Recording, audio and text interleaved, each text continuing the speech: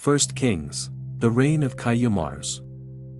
The first man to be king, and to establish the ceremonies associated with the crown and throne, was Kayumars. When he became lord of the world, he lived first in the mountains, where he established his throne, and he and his people dressed in leopard skins. It was he who first taught men about the preparation of food and clothing, which were new in the world at that time. Seated on his throne, as splendid as the sun, he reigned for 30 years. He was like a tall cypress tree topped by the full moon, and the royal fan shone from him. All the animals of the world, wild and tame alike, reverently paid homage to him, bowing down before his throne, and their obedience increased his glory and good fortune. He had a handsome son, who was wise and eager for fame, like his father.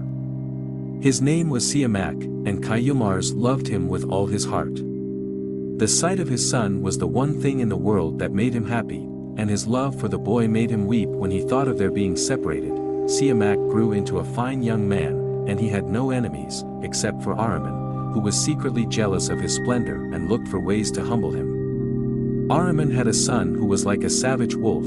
This fearless youth gathered an army together, spread sedition throughout the world, and prepared to attack the king.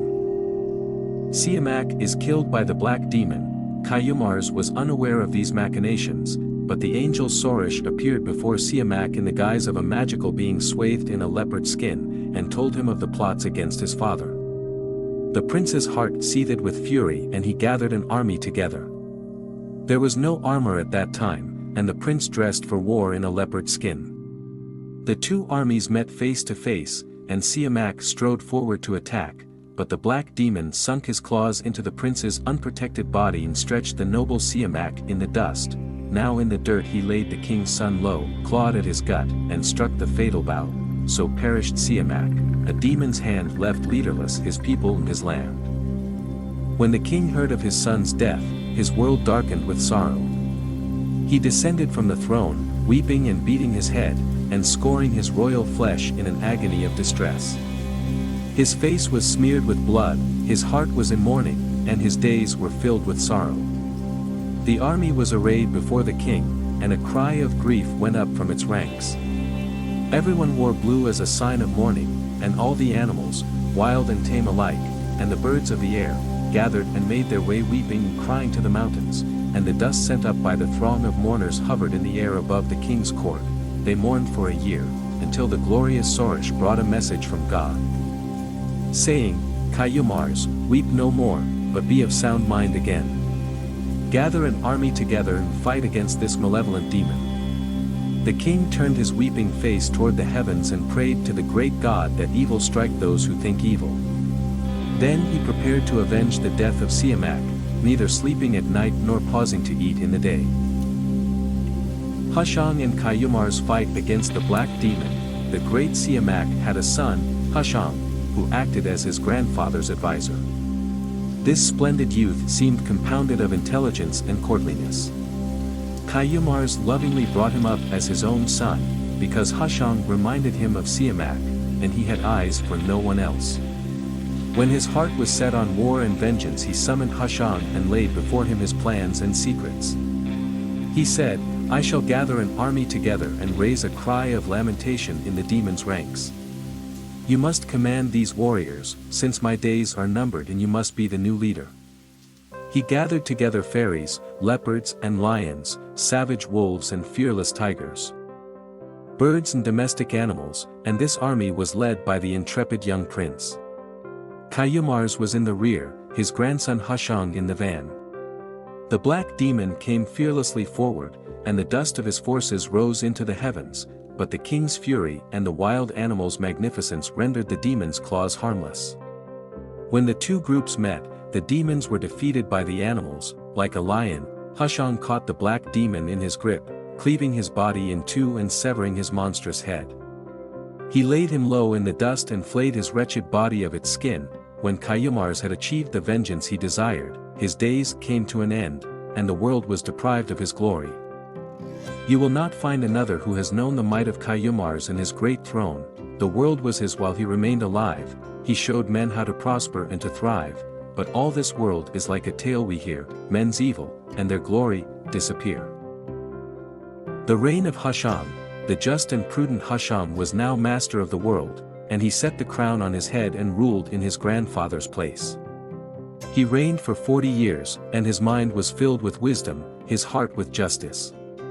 Sitting on the royal throne, he said, "From this throne I rule over the 7 climes, and everywhere my commands are obeyed." Mindful of God's will, he set about establishing justice. He helped the world flourish, and filled the face of the earth with his just rule. The discovery of fire and the establishment of the Feast of Sada. One day the king was riding toward the mountains with a group of companions when something long and black suddenly appeared. Its 2 eyes were like bowls of blood affixed to its head, and smoke billowed from its mouth, darkening the world. Hasham considered carefully, then grasped a rock and flung it with all his royal strength at the beast, which flickered aside, so that the rock struck against stony ground and shattered. From the collision of the 2 stones a spark leaped out, and the rock's heart glowed with fire. The snake was not killed, but the fiery nature of flint was discovered, so that whenever anyone struck it with iron, sparks flashed forth. Hasham gave thanks to God that he had given this gift of fire, and from that time forth men prayed toward fire. When night came, Hasham and his companions made a mountain of fire and circumambulated it. They had a feast that night and drank wine. The feast was named Sada and is Husham's legacy to us. Then he took ore in his fist, and with fire he separated iron from its rocky home. In this way he created the blacksmith's craft, fashioning maces, axes, saws, and hatchets. Then he turned his attention to irrigation, bringing water from lakes to the plains by means of channels and canals, and so using his royal fan to lessen men's labor. In this way he increased the land available for agriculture and the harvest, so that each man could grow grain for his own bread and know the fruits of his own toil. Hasham used his God-given royal authority to separate animals into those that are wild and can be hunted, like onager and deer, and those suitable for domestic use, like cows, sheep, and donkeys. He killed animals with fine pelts, like foxes and ermine, the soft squirrel, and the sable, whose fur is so warm, and had fine clothes made from them. Hasham toiled and spread justice, and consumed his due of the world's goods, and then departed, leaving behind nothing but his good name. In his time he struggled mightily, planning and inventing innumerable schemes, but when his days were at an end, for all his sagacity and dignity, he departed. The world will not keep faith with you, nor will she show you her true face.